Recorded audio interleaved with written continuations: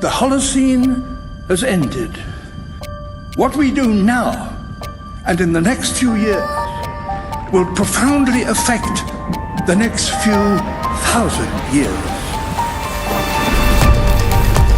The only conditions modern humans have ever known so far are changing, and changing fast. Nothing stays the same on this planet. Everything changes. The Earth is going into one of these jumps, and you don't know what is going to be on the other side of those jumps. The Earth is always jumping.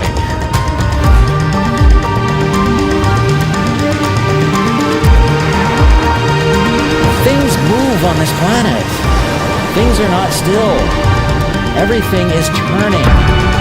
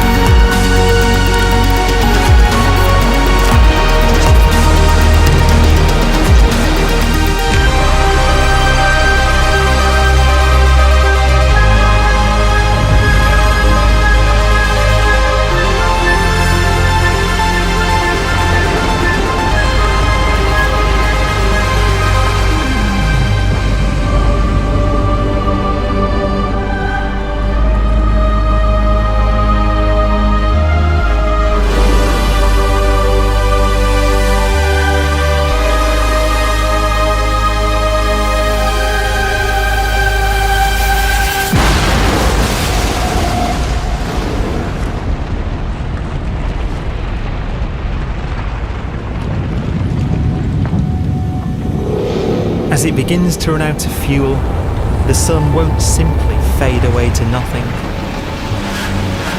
Its core will collapse, and the extra heat this generates will cause its outer layers to expand.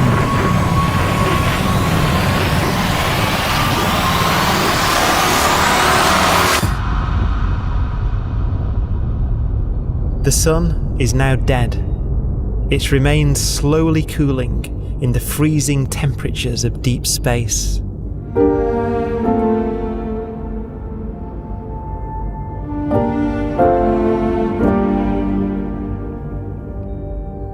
The fate of the sun is the same as for all stars. One day they must all eventually die, and the cosmos will be plunged into eternal night. All stars eventually will run out of fuel. The temperature of the universe drops. The stars, one by one, in the night sky will turn off. And there'll be no more new stars created. And so that the universe will end not with a bang, but with a whimper.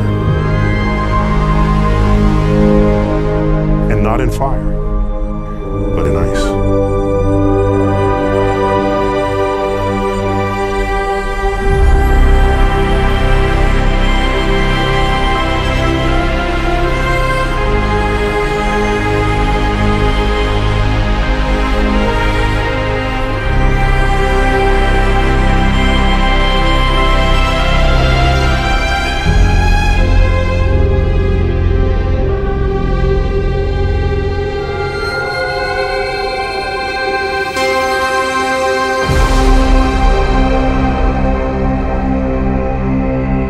With no fuel left to burn, a white dwarf's faint glow comes from the last residual heat from its extinguished furnace.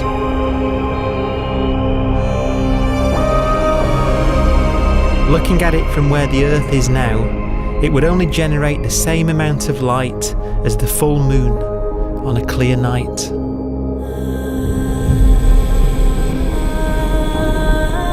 The faint glow of white dwarfs will provide the only illumination in a dark and empty void littered with dead stars and black holes.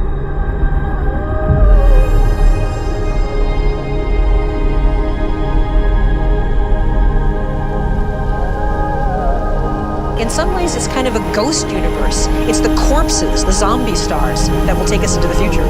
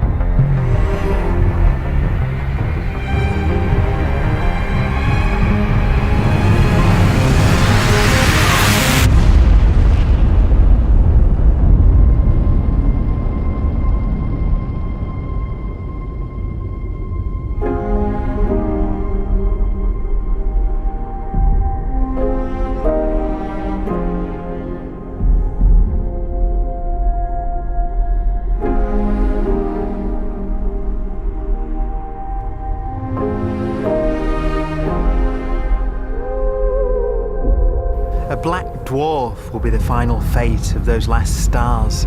White dwarfs that have become so cold that they barely emit any more heat or light. Black dwarfs are dark, dense, decaying balls of degenerate matter, little more than the ashes of stars. Their constituent atoms are so severely crushed that black dwarfs are 1,000,000 times denser than our sun.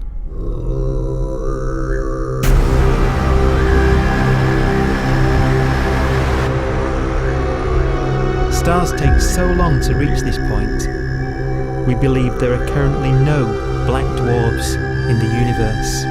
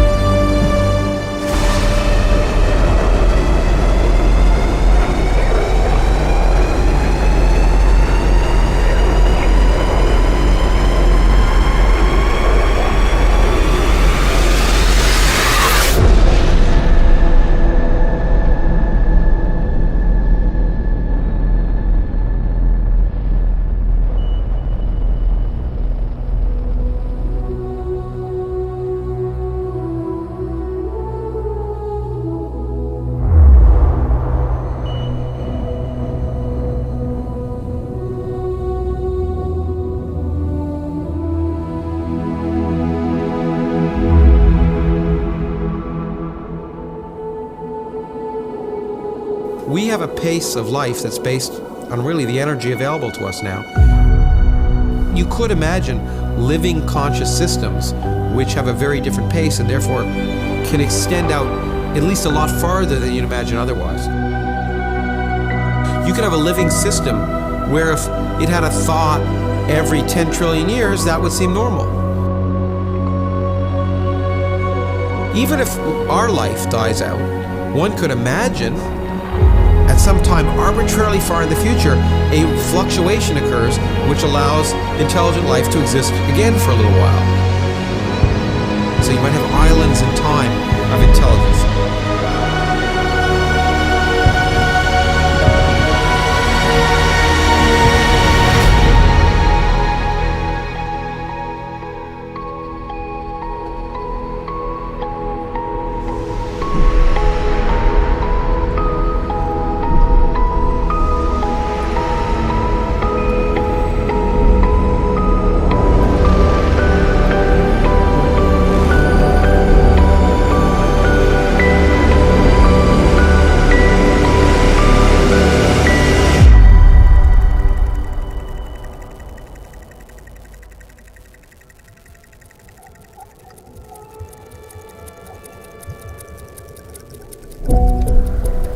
proton, one of the fundamental building blocks of atomic matter, of what makes us up, can just spontaneously fall apart. Any material that evades the pull of a black hole eventually dies away as its protons disintegrate.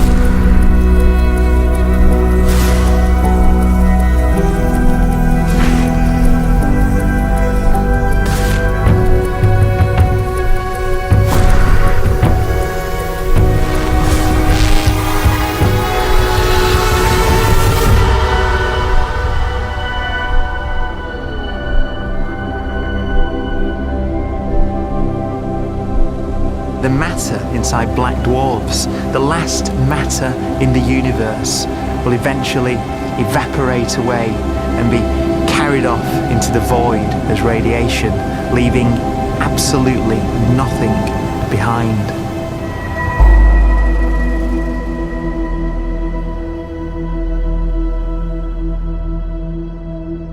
With the black dwarfs gone, there won't be a single atom of matter left. All that will remain of our once rich cosmos will be particles of light and black holes.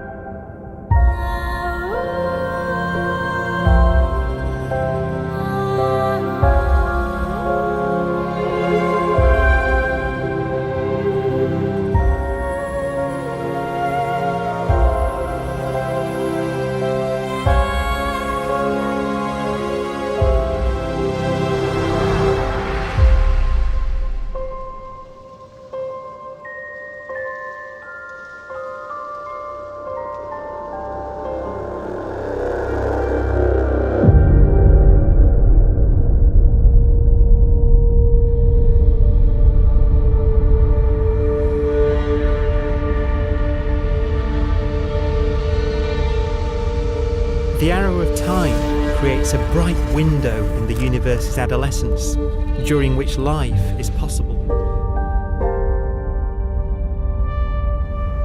But it's a window that doesn't stay open for long. As a fraction of the lifespan of the universe, as measured from its beginning to the evaporation of the last black hole, life, as we know it, is only possible for 1,000th of a billion billionth billion billion billionth billion billion billionth of a percent.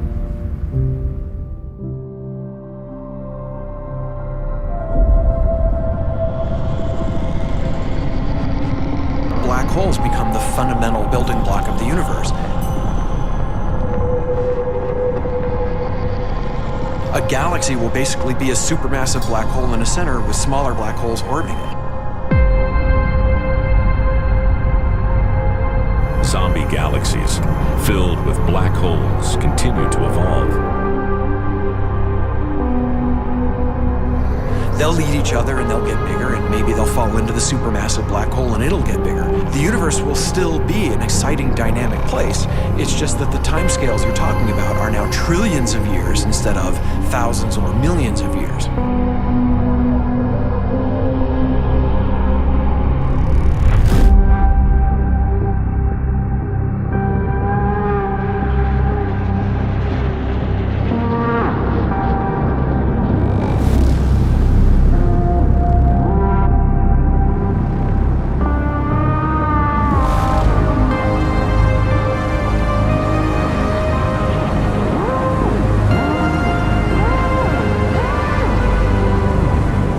Black holes can bang on space-time like mallets on a drum.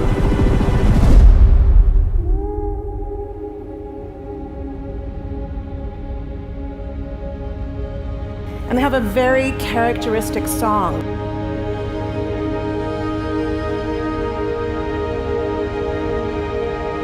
Imagine two black holes that have lived a long life together.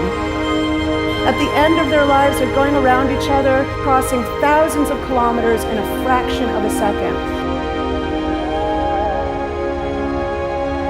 As they do so, they leave behind in their wake a ringing of space, an actual wave on space-time.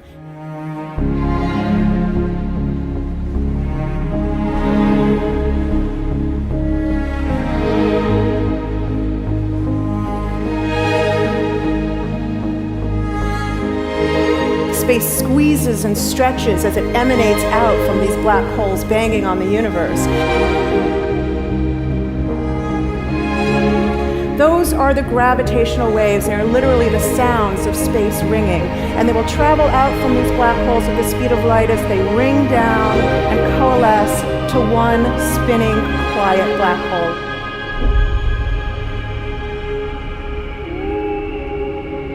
If you were standing near enough, your ear would resonate with the squeezing and stretching of space. You would literally hear the sound.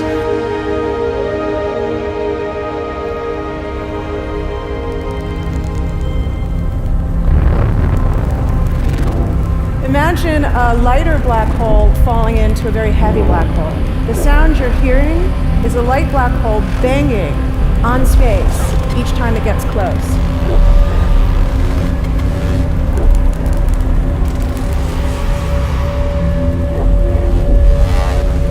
As it falls in, it gets faster and it gets louder.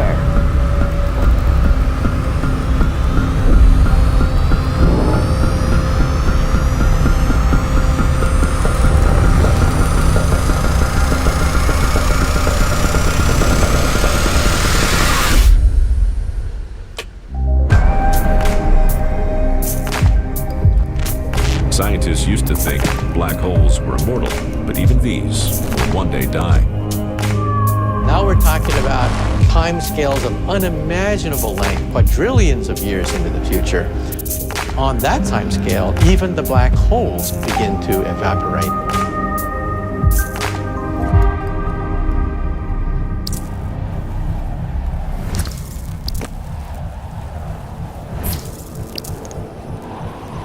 According to quantum mechanics, space is filled with virtual particles, antiparticles, that are constantly materializing in pairs, separating, coming together again, and annihilating each other.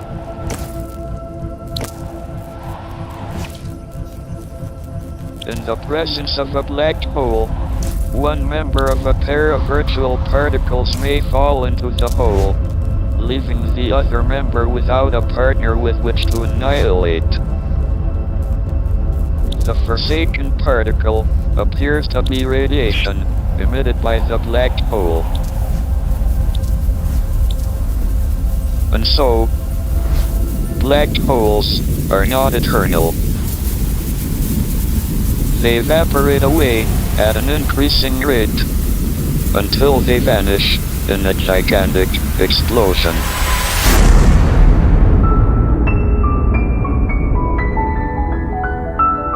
Quantum mechanics has allowed particles and radiation to escape from the ultimate prison, a black hole.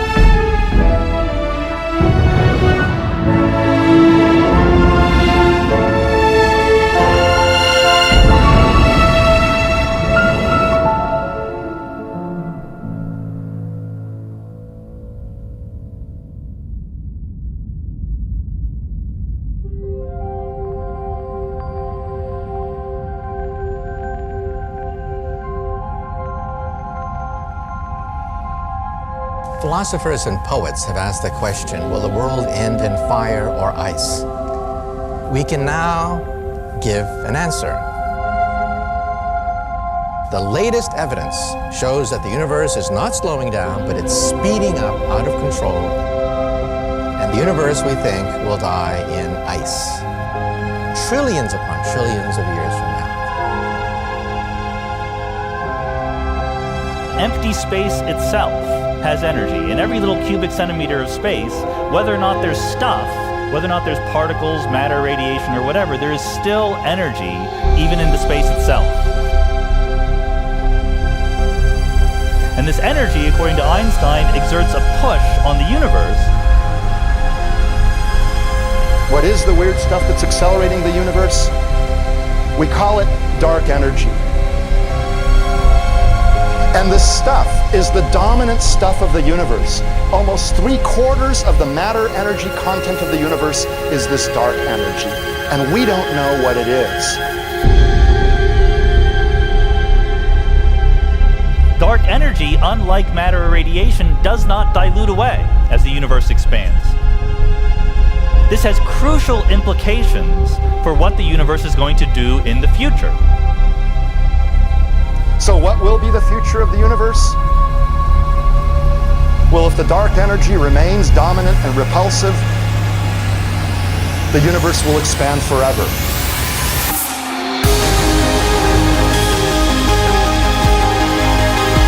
Faster and faster and faster with time. A runaway universe.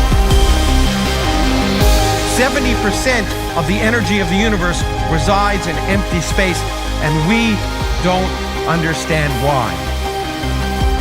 But we do know what will happen. If that energy continues to be there, the universe will become cold and dark and empty. That's the future as it might be. We don't know because we don't yet understand the nature of dark energy. Until we do, we won't know the future. We won't even understand our own origins. And that's why we want to know and study this subject.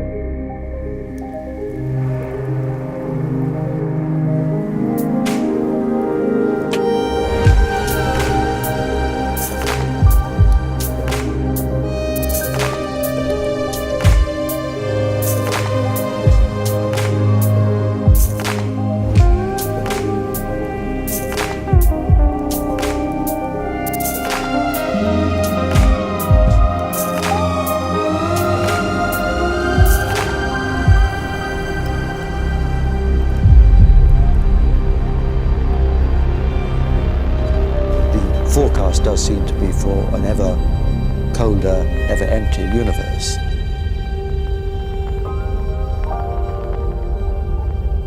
But then, of course, we have to ask, could that end lead to a new beginning? And there are ideas whereby what actually is the end of our universe could in some sense be linked to the beginning of a new one.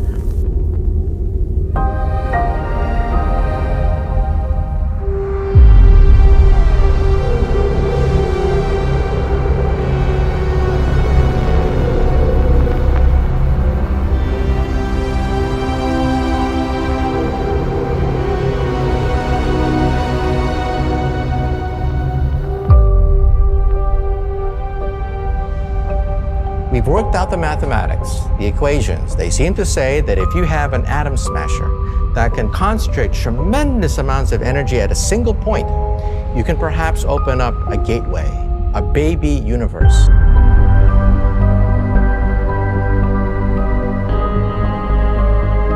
Facing the death of everything there is, this perhaps is their only possibility of escape. And this also raises a very intriguing possibility, sheer speculation of course, that perhaps any universe that has intelligent life in it will create baby universes, will create lifeboats, and proliferate child universes. So an evolution may take among universes in the multiverse. Survival of the fittest may take place. So those universes which do not have intelligent life are infertile. They have no children.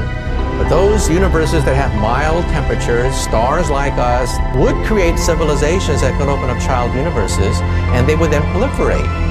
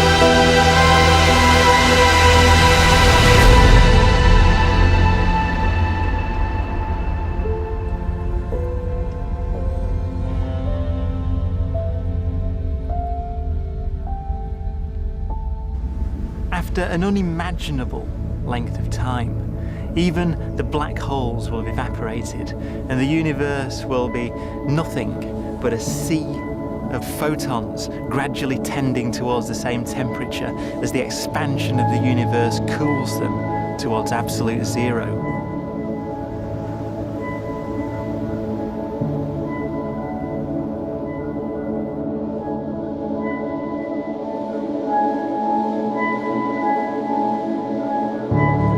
Once the very last remnants of the very last stars have finally decayed away to nothing, and everything reaches the same temperature, the story of the universe finally comes to an end. For the first time in its life, the universe will be permanent and unchanging. Entropy finally stops increasing because the cosmos cannot get any more disordered. Nothing happens, and it keeps not happening forever.